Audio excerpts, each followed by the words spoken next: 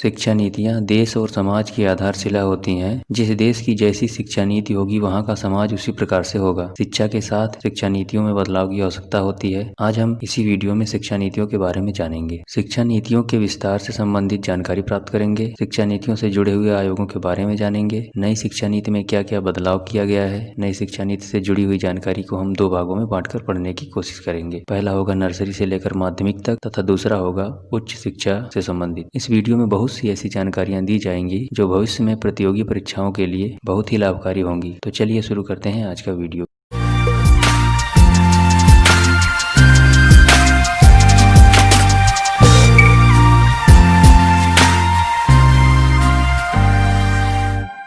राष्ट्रीय शिक्षा नीति को हम 2 भागों में डिवाइड करेंगे। पहला होगा पुरानी शिक्षा नीति और दूसरा नई शिक्षा नीति। सबसे पहले पुरानी शिक्षा नीति को देखते हैं। पुरानी शिक्षा नीति में पहला 1968 में शिक्षा नीति आई और दूसरा आया 1986 में शिक्षा नीति। आज़ादी के पहले अंग्रेजों का शासन था, इसलिए हम उस समय की शिक्षा से संबंधित जानकारियों के बारे में जानने की बहुत ज़्यादा कोशिश नहीं करेंगे। देश की आज़ादी के बाद की शिक्षा से संबंधित जानकारियों को हम देखते हैं। सर्वप्रथम 1948 ईस्वी में डॉक्टर सर्वपल्ली राधाकृष्णन की अध्यक्षता में विश्वविद्यालय शिक्षा आयोग का गठन किया गया था और इन्हीं के जन्मदिन के अवसर पर ही आज हम शिक्षक दिवस को मनाते हैं। 5 सितंबर को ही डॉक्टर सर्वपल्ली राधाकृष्णन का जन्म हुआ था। शिक्षा आयोग का गठन होने के साथ ही राष्ट्रीय शिक्षा नीति का निर्माण शुरू हो गया था। पुनः 23 सितंबर 1952 को माध्यमिक शिक्षा आयोग का गठन किया गया, जिसके अध्यक्ष डॉक्टर लक्ष्मण स्वामी मुदालियर थे। इंदिरा गांधी के कार्यकाल के समय कोठारी आयोग का गठन किया गया था, जो कि पहली शिक्षा नीति 1968 से संबंधित थी और उसी की सिफारिशों पर यह आधारित थी। 1968 में पहली बार राष्ट्रीय शिक्षा नीति का महत्वपूर्ण बदलाव वाला प्रस्ताव पारित हुआ। इस आयोग में सदस्यों की संख्या 17 थी और जिसके अध्यक्ष DS कोठारी थे। 42वां संविधान संशोधन के तहत 1976 में शिक्षा को समवर्ती सूची में डाल दिया गया था। पहले यह राज्य सूची में था। हमारे संविधान में कुल 12 अनुसूचियां हैं। 7वीं अनुसूची का यह विषय है। 7वीं अनुसूची केंद्र और राज्य की शक्तियों के बंटवारे से संबंधित है। संघ सूची पर संसद कानून बनाती है, राज्य सूची पर विधानमंडल तथा समवर्ती सूची पर दोनों कानून बनाते हैं। लेकिन यदि दोनों के कानून में एक रूपता नहीं है तो वहां पर संसद के कानून को ही सर्वोपरि माना जाता है, अर्थात संसद का कानून ही लागू माना जाता है। 42वें संविधान संशोधन द्वारा राज्य सूची से हटा करके शिक्षा को समवर्ती सूची में डाला गया था। इसके पश्चात अगस्त 1985 में शिक्षा की चुनौती नामक दस्तावेज तैयार किया गया। उस समय राजीव गांधी जी का कार्यकाल था और जिसमें भारत के विभिन्न वर्गों, बौद्धिक, सामाजिक, व्यावसायिक, राजनैतिक, प्रशासनिक, इन सभी ने अपनी शिक्षा संबंधी टिप्पणियां दी थी। इसके पश्चात भारत सरकार ने राष्ट्रीय शिक्षा नीति 1986 का प्रारूप तैयार किया था और इस शिक्षा नीति की एक महत्वपूर्ण विशेषता यह थी कि इसमें पूरे देश के लिए एक समान शैक्षणिक ढांचे को स्वीकार किया गया था और अधिकांश राज्यों ने 10+2+3 की संरचना को अपनाया था। अभी भी हम उसी संरचना को अपनाए हुए हैं। हालांकि PV नरसिम्हा राव के कार्यकाल के दौरान 1992 में राष्ट्रीय शिक्षा नीति 1986 का कुछ संशोधन किया गया था, जो कि मौजूदा भारतीय शिक्षा नीति है। शिक्षा के क्रमिक विकास हेतु सभी जगह विचार विमर्श करने के पश्चात अक्टूबर 2015 में 5 सदस्यीय एक समिति का गठन किया गया, जिसका काम सुझावों, दस्तावेजों का मूल्यांकन करते हुए नई शिक्षा नीति का जल्द ड्राफ्ट तैयार करना था, जिसके अध्यक्ष TSR सुब्रमण्यम थे। इन्होंने अपनी रिपोर्ट 7 मई 2016 को सरकार को सौंपी थी और यह 20 वर्ष की जरूरतों को ध्यान में रखकर तैयार की गई थी। हालांकि यह रिपोर्ट सरकार ने स्वीकार नहीं किया, लेकिन फिर भी उससे संबंधित कुछ इनपुट तैयार किए और सरकार ने जून 2017 में एक नई कमेटी का गठन किया, जिसके अध्यक्ष डॉक्टर के कस्तूरीरंगन थे। इस कमेटी में कुल 9 सदस्य थे। पहली रिपोर्ट दिसंबर 2017 तक सौंपनी थी, लेकिन इन्होंने समय बढ़ाने की मांग की और यह समय कई बार बढ़ाया गया। इस कमेटी ने 31 मई 2019 को सरकार को अपनी रिपोर्ट सौंप दी थी। PM की अध्यक्षता वाली कैबिनेट ने राष्ट्रीय शिक्षा नीति 2020 को 29 जुलाई 2020 को मंजूरी दे दी। यह शिक्षा नीति 34 साल पहले 1986 में बनाई गई शिक्षा नीति का स्थान लेगी। नई शिक्षा नीति का मसौदा 2019 में ही तैयार कर लिया गया था और यह शिक्षा नीति भविष्य को ध्यान में रखकर बनाई गई थी। इस शिक्षा नीति में मानव संसाधन विकास मंत्रालय का नाम बदलकर शिक्षा मंत्रालय रखने की बात कही गई थी। यह शिक्षा नीति यूनेस्को के लक्ष्य की प्राप्ति की क्षमता रखता है। हर क्षेत्र के लोगों से सुझाव इसमें मांगे गए थे और 2014 के BJP के घोषणा पत्र में भी इस शिक्षा नीति के बारे में बात कही गई थी। नई शिक्षा नीति में GDP का 6% शिक्षा पर खर्च खर्च करने की बात कही गई है। इसका उद्देश्य, इस शिक्षा नीति का उद्देश्य क्या है? छात्रों को आवश्यक कौशल और ज्ञान से युक्त करना तथा विज्ञान, प्रौद्योगिकी, शिक्षाविदों और उद्योगों में जनशक्ति की कमी को समाप्त करके भारत को ज्ञान की एक महाशक्ति बनाने का लक्ष्य हासिल करना है। युवाओं के लिए ज्यादा अवसर पैदा करना, पढ़ाई के साथ साथ स्किल डेवलपमेंट, मनपसंद विषयों की पढ़ाई, अंग्रेजीकरण खत्म, सेमेस्टर सिस्टम से परीक्षा। चलिए अब देखते हैं राष्ट्रीय शिक्षा नीति 2020। हम इसको 2 भागों में डिवाइड करेंगे। पहला देखेंगे आंगनबाड़ी या नर्सरी से माध्यमिक तक का, और बाद में उच्च शिक्षा के बारे में जानेंगे। सबसे पहले देखते हैं आंगनबाड़ी या नर्सरी से लेकर के माध्यमिक तक की शिक्षा के बारे में जानकारी। इस शिक्षा नीति को शुरू से लेकर के माध्यमिक तक को विभिन्न कैटेगरी में डिवाइड किया गया है। पहले 10+2 होता था, लेकिन नई शिक्षा नीति में इसको 5+3+3+4 के हिसाब से डिवाइड किया गया है। इस 5 का मतलब क्या है, 3 का मतलब क्या है, आगे वाले 3 का मतलब क्या है, उसके बाद 4 का मतलब क्या है, मैं आपको एक एक करके बताता हूँ। बच्चों के ज्ञानात्मक, रचनात्मक, सामाजिक, भावनात्मक विकास के चरणों के आधार पर 5+3+3+4 रूपी पाठ्यक्रम और शैक्षिक ढांचा को तैयार किया गया है। उम्र के आधार पर इनको 4 चरणों में बांटा गया है। सबसे पहले 5 को देखते हैं। 5 का मतलब क्या है? इस 5 में 3 साल का प्री प्राइमरी एवं कक्षा 1 और 2 यानी 3 वर्ष से लेकर के 8 वर्ष तक की शिक्षा प्री प्राइमरी स्टेज होगी, यानी इसे बुनियादी चरण बोला जाएगा और इसमें कोई भी एग्जाम नहीं होगा। अगला 3 का मतलब होगा प्रारंभिक चरण, जिसमें कक्षा 3, 4, 5 शामिल होंगे। 8 से 11 वर्ष तक की उम्र के बच्चे इसमें शामिल होंगे। ये तैयारी का चरण होगा और इसमें बच्चों को उनके भविष्य के लिए तैयार किया जाएगा। अगला है 3, उसका मतलब है मध्य चरण, जिसमें कक्षा 6, 7, 8 शामिल होंगे और उसमें उम्र होगी बच्चों की 11 से 14 वर्ष तक। मध्य चरण से ही बच्चों को व्यावसायिक शिक्षा देना शुरू कर दिया जाएगा। नेक्स्ट 4 का मतलब है माध्यमिक चरण, जिसमें कक्षा 9, 10, 11 और 12 शामिल होगा। इसमें 14 से 18 वर्ष तक के बच्चे शामिल होंगे। अब हम 5+3+3+4 को विस्तार से देखने की कोशिश करेंगे और इसमें देखेंगे कि इन चरणों में क्या क्या विशेषताएं हैं और प्रत्येक चरण में किन किन चीजों पर ध्यान दिया गया है और कैसे उनको भविष्य के लिए तैयार किया जाएगा। सबसे पहले देखते हैं प्री प्राइमरी और कक्षा 1 और 2 को। एनसीईआरटी 8 वर्ष तक की उम्र के बच्चों के लिए एक राष्ट्रीय पाठ्यक्रम और शैक्षणिक ढांचा ECCE तैयार करेगा। नई व्यवस्था में 12 तक की स्कूली शिक्षा के तहत शुरू के 3 साल आंगनबाड़ी प्री स्कूलिंग भी शामिल किया गया है। न्यूरो साइंस के रिसर्च के अनुसार बच्चों के 85% मस्तिष्क का विकास 6 वर्ष की उम्र तक ही हो जाता है। इस समय पर वह अंक, रंग, आकृतियां, पहेलियां हल करेगा। कठपुतली के गेम, नाटक, संगीत, डांस आदि से जुड़ेगा। कोई पाठ्यक्रम नहीं होगा। सारी लिखाई पढ़ाई खेल खेल में ही होगी और वो प्रयोगात्मक तरीके से होगी और ऐसे स्कूल में होगी जहाँ पर साफ सुथरे शौचालय होंगे, खेलने की काफी चीजें होंगी, बड़े बड़े कमरे होंगे, हंसी खुशी वाला माहौल होगा, क्योंकि यहाँ पर ऐसी जगह पर बच्चे का मानसिक विकास बेहतर तरीके से होगा। कक्षा 1 से कक्षा 5 तक उसे निश्चित घंटों में पढ़ने और सीखने के लिए प्रेरित किया जाएगा, क्योंकि कक्षा 5 तक उसे अंकों और अक्षरों का बुनियादी ज्ञान हासिल कर लेना होगा। उस छात्र की विशेष रुचि गणित, खेल, पेंटिंग या संगीत, एक्टिंग, डांस में हो सकती है। शिक्षक उसे पहचान करके विकसित करने के लिए मार्गदर्शन और प्रोत्साहन देंगे। अगला हम प्रारंभिक चरण को देखते हैं, उसमें क्या क्या चीजें की गई हैं। प्री प्रिपरेटरी स्टेज के तहत कक्षा 3 से 5 तक की पढ़ाई विज्ञान, गणित, कला, सामाजिक विज्ञान और ह्यूमैनिटी जैसे विषयों से इनका परिचय करवाया जाएगा। छात्रों को भविष्य के लिए तैयार किया जाएगा। कम से कम 5वीं कक्षा तक की पढ़ाई मातृभाषा में होगी और जहाँ तक संभव हो सकेगा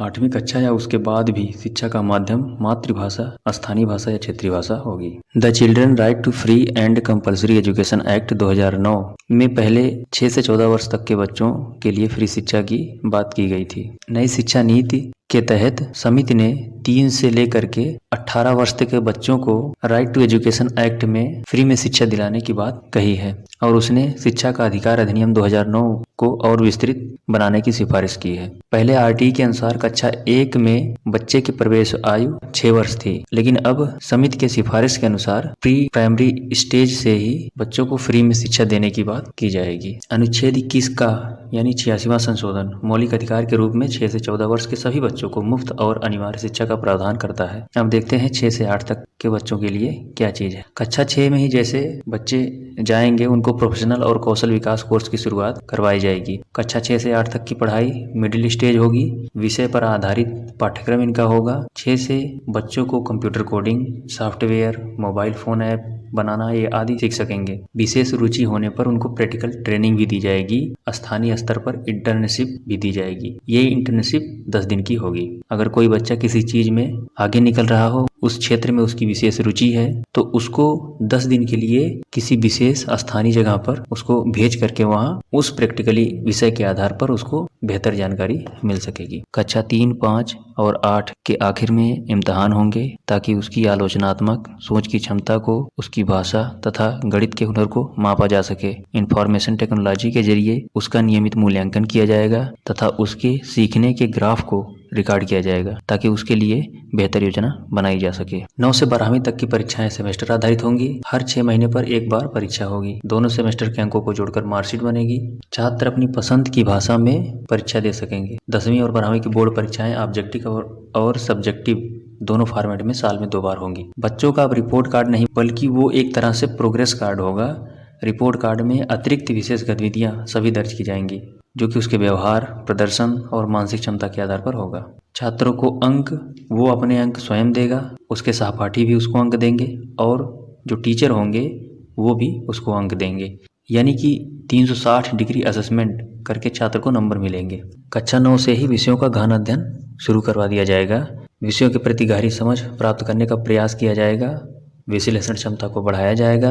विदेशी भाषाएं 9वीं क्लास से ही पढ़ी जा सकती हैं। अंग्रेजी एक विषय के तौर पर पढ़ाई जाएगी। अब छात्रों को पूरे साल भर पढ़ने की ज़रूरत पड़ेगी।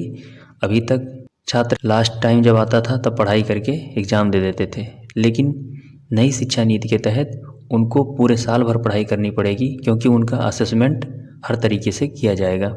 कस्तूरबा गांधी बालिका विद्यालय का विस्तार किया जाएगा, उसको कक्षा 12 तक बढ़ाया जाएगा। अभी तक वो 8 या 10 तक ही है। स्ट्रीम सिस्टम खत्म कर दिया जाएगा। जो भी आर्ट, साइंस, वाणिज्य के तौर पर भेदभाव होता था उसको खत्म कर दिया जाएगा। अब एक छात्र बायो या मैथ कोई भी सब्जेक्ट ले सकता है। मैथ के साथ वो भूगोल भी पढ़ सकता है और उसके अलावा भी कोई सब्जेक्ट ले सकता है। वो अपनी इंटरेस्ट के अनुसार जो भी सब्जेक्ट चाहे उसका चुनाव कर सकता है। कॉलेज में एडमिशन के लिए कॉमन एप्टीट्यूड टेस्ट करवाया जाएगा और यह टेस्ट नेशनल टेस्टिंग एजेंसी करवाएगा। यानी कि नई शिक्षा नीति में एक ऐसी एजेंसी की स्थापना की बात कही गई है जो कि उच्च शिक्षण संस्थानों में एडमिशन के लिए एक एंट्रेंस एग्जाम करवाएगी। यह एग्जाम ऑप्शनल होगा तथा सभी छात्रों का इस एग्जाम में बैठना अनिवार्य नहीं होगा। 12वीं की कक्षा के एग्जाम में अगर नंबर कम हो तो कॉमन एप्टीट्यूड टेस्ट और 12वीं की कक्षा के नतीजों को जोड़ दिया जाएगा। स्टैंडर्ड सेटिंग निकाय के तौर पर एक नेशनल असेसमेंट सेंटर यानी कि प्रकाश की स्थापना की जाएगी। अभी तक क्या चीजें हम बेहतर तरीके से देख सकते हैं। कक्षा 1 से 5 तक मातृभाषा में बच्चों की नींव मजबूत होगी क्योंकि मातृभाषा में सीखने की क्षमता बच्चों की बहुत ज्यादा तेज होती है। लंबे चौड़े सिलेबस खत्म कर दिए जाएंगे। नई शिक्षा नीति से किताबों का बोझ खत्म होगा। होड़ की प्रवृत्ति से छुटकारा मिल जाएगा। नई शिक्षा नीति भारत को सशक्त बनाएगी। बच्चे व्यवहारिक शिक्षा लेंगे। व्यक्तिगत रुचि के हिसाब से शिक्षा दी जाएगी। अपने मन मुताबिक करियर का चुनाव कर सकते हैं। रोजगार देने वाली शिक्षा की जरूरत उनको है और इसीलिए नई शिक्षा नीति में रोजगार से जुड़ी हुई शिक्षा को ज्यादा महत्व दिया गया है। एक कोर्स बीच में छोड़कर दूसरा कोर्स कर पाएंगे। पहले ऐसा नहीं था, लेकिन नई शिक्षा नीति में अब एक कोर्स को अगर उन्होंने छोड़ दिया है तो दूसरे कोर्स को कर सकते हैं और बाद में दूसरा कोर्स कंप्लीट करने के बाद पहले कोर्स को कंटिन्यू कर सकता है। अंग्रेजी मात्र एक विषय के तौर पर पढ़ाया जाएगा। सहायक पाठ्यक्रम या अतिरिक्त पाठ्यक्रम की बजाय मुख्य पाठ्यक्रम होगा। राष्ट्रीय शिक्षा नीति 21वीं सदी की हिसाब से बनाई गई है। शिक्षा नीति में भारत को सशक्त और ताकतवर बनाने पर जोर दिया गया है। राष्ट्रीय शिक्षा नीति में कोई भेदभाव नहीं है। बदलते समय के साथ बदलाव की जरूरत को, भविष्य को ध्यान में रखकर नई शिक्षा नीति बनाई गई है। अंग्रेजी में पढ़ाई की अनिवार्यता नहीं रह जाएगी। अंग्रेजी एकमात्र विषय के तौर पर पढ़ाया जाएगा। स्कूल, उच्च शिक्षण संस्थाओं में संस्कृत को बढ़ावा दिया जाएगा। ग्लोबल सिटीजन बनाना इस शिक्षा का मुख्य उद्देश्य होगा। जड़ से जुड़े रहना, भाषा बोली एक होने से सीखने की गति तेज होती है, इसीलिए मैक्सिमम चीजें उसको मातृभाषा में सिखाई जाने की व्यवस्था की जाएगी। त्रिभाषा हिंदी, अंग्रेजी या स्थानीय भाषा होगी। पसंद की भाषा में परीक्षा वो दे सकेंगे। जिन बच्चों का स्कूल छूट जाता है उन बच्चों को लाना होगा, यानी कि 100% बच्चे सेकेंडरी तक पढ़ेंगे। स्कूल कॉम्प्लेक्स का निर्माण किया जाएगा।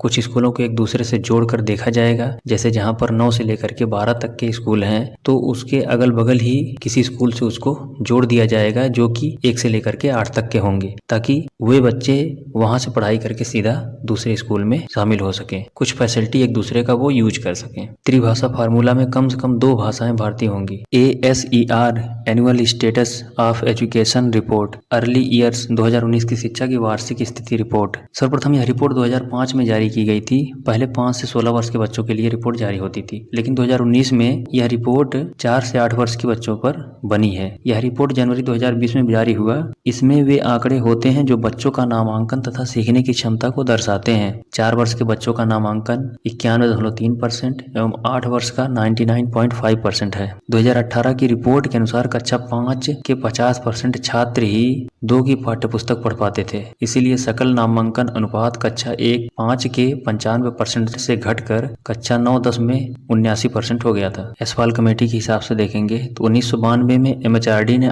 8 सदस्यों की समिति का गठन किया था।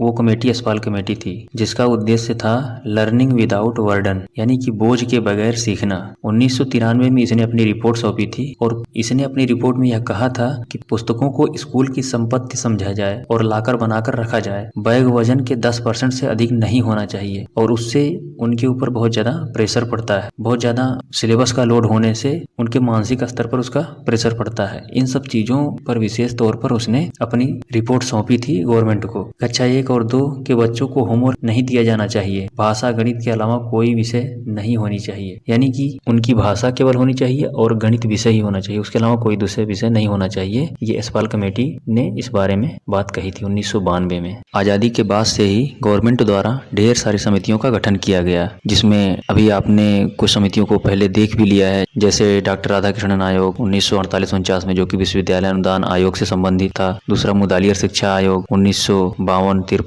यानी माध्यमिक शिक्षा आयोग से संबंधित था। डॉक्टर DS कोठारी आयोग, जो कि इसमें सामाजिक उत्तरदायित्व और नैतिक शिक्षा पर इसने जोर दिया था। राष्ट्रीय शिक्षा नीति पर पुनर्विचार के लिए 1992 में आचार्य राममूर्ति समिति की स्थापना हुई थी, जिसमें एक सजग व मानवतावादी समाज के लिए शिक्षा का इस्तेमाल करने पर जोर दिया गया था। MB बुच समिति साल 1989 में गठित हुई थी, जो कि दूरस्थ शिक्षा पर बनी पहली शिक्षा समिति थी। G राम रेड्डी समिति साल 1992 में, यह भी दूरस्थ शिक्षा से संबंधित केंद्रीय परामर्श समिति थी। प्रोफेसर यशपाल समिति को आपने देख ही लिया। रामलाल पारेख समिति 1993 में आई थी। B.Ed पत्राचार से संबंधित यह समिति थी। प्रोफेसर खेरमा लिंगदोह समिति 1994 में, यह समिति भी पत्राचार से ही संबंधित थी और जिसमें B.Ed की अवधि 14 माह तय की गई थी। प्रोफेसर R टकवाले समिति 1995 में, इसने सेवारत अध्यापकों हेतु पत्राचार से B.Ed करने की बात कही थी। राष्ट्रीय ज्ञान आयोग 2005 में गठित हुआ था, जिसमें ज्ञान आधारित समाज की संकल्पना व प्राथमिक स्तर से अंग्रेजी माध्यम में शिक्षा को अनिवार्य करने की सिफारिश की गई थी। जस्टिस JS वर्मा समिति 2012 में, जो कि शिक्षकों की क्षमता की समय समय पर जांच से संबंधित थी।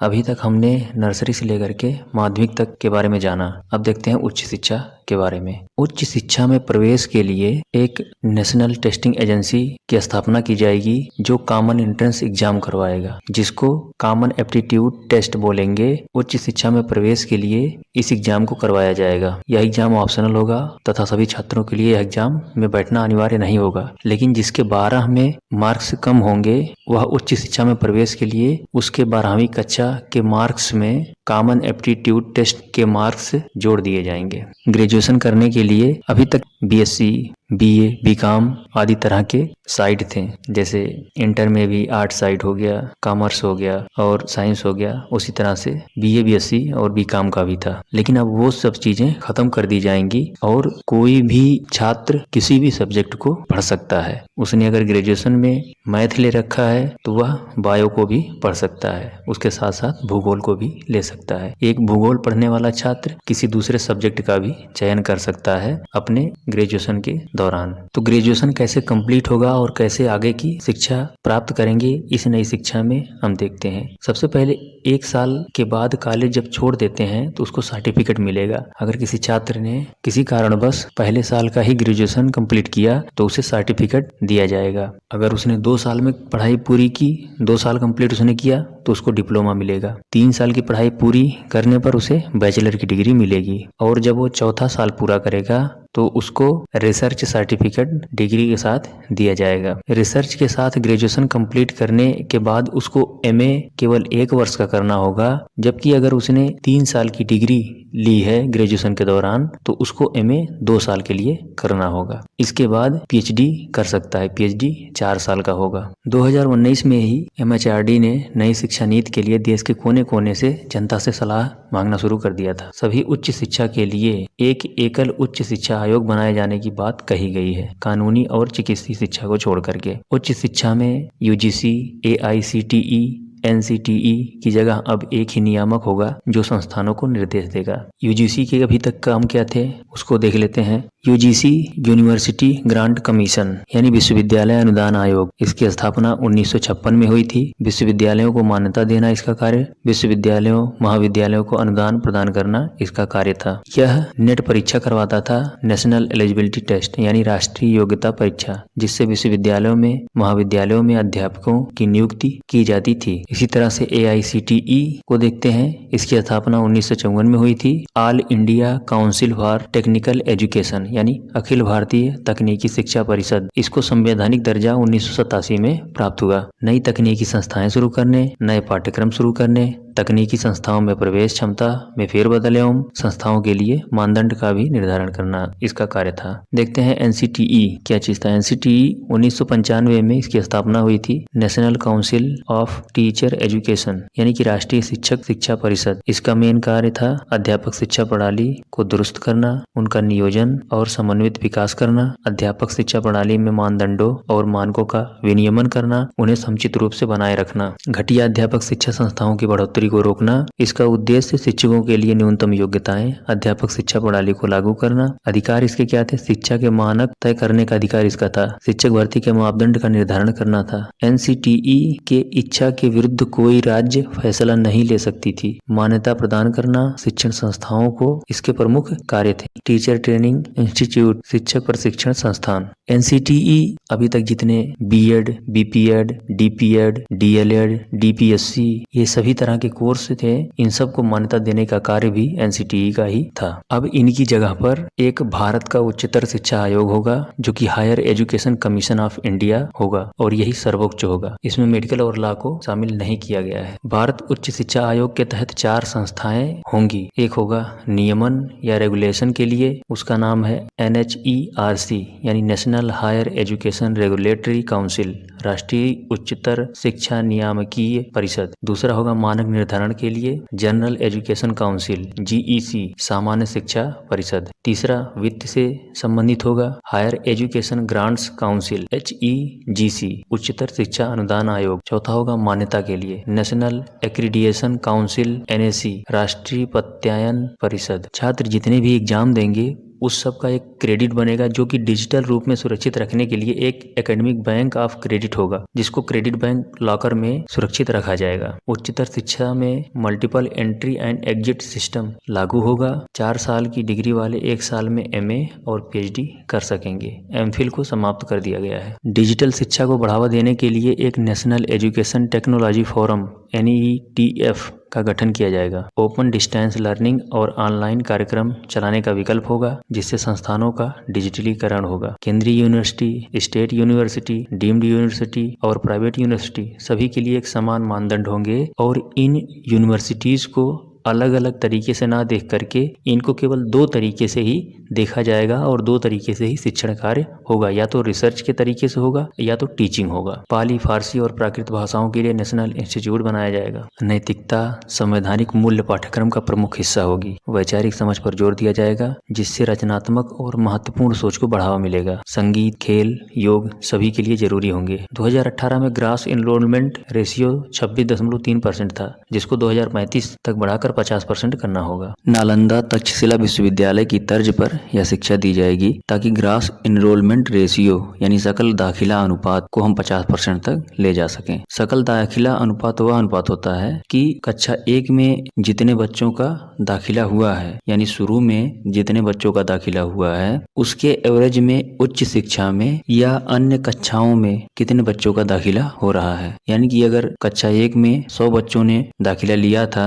तो वही 100 बच्चे उच्च शिक्षा में पहुंचते पहुंचते कितने दाखिला ले पाएंगे। तो अभी तक वो केवल 26.3% ही है, लेकिन उसको बढ़ा करके भविष्य में यानी 2035 तक उसको 50% किए जाने की बात कही गई है। प्रारंभिक और व्यक्तिगत शिक्षा प्राप्त करने का साधन उपलब्ध न होने पर वहां पर गुणवत्तापूर्ण शिक्षा दी जाएगी, जिसके लिए एक डिजिटल समर्पित इकाई का निर्माण किया जाएगा। यानी कि जहां पर साधन उपलब्ध नहीं है व्यक्तिगत शिक्षा या प्रारंभिक शिक्षा देने का, वहां पर डिजिटल के माध्यम से ऑनलाइन क्लासेस चलाए जाएंगे ताकि वहां के लोग उस शिक्षा का लाभ प्राप्त कर सकें। IIT, IIM की तरह multidisciplinary education and research universities MERUs की स्थापना की जाएगी। ये संस्थान विश्व स्तर के होंगे। 2030 तक या उसके बाद हर जिले में कम से कम एक बड़ी बहुविषयक संस्था की स्थापना की जाएगी। उच्च शिक्षण संस्थानों को बहुविषयक संस्थानों में बदला जाएगा। उनके पास ढेर सारे विषय होंगे और जो वहां पर शिक्षा ग्रहण करना चाहता हो वो किसी भी विषय का चयन कर सकता हो। सिंगल डिसिप्लिनरी यूनिवर्सिटी को खत्म कर दिया जाएगा, मल्टी डिसिप्लिनरी यूनिवर्सिटी की स्थापना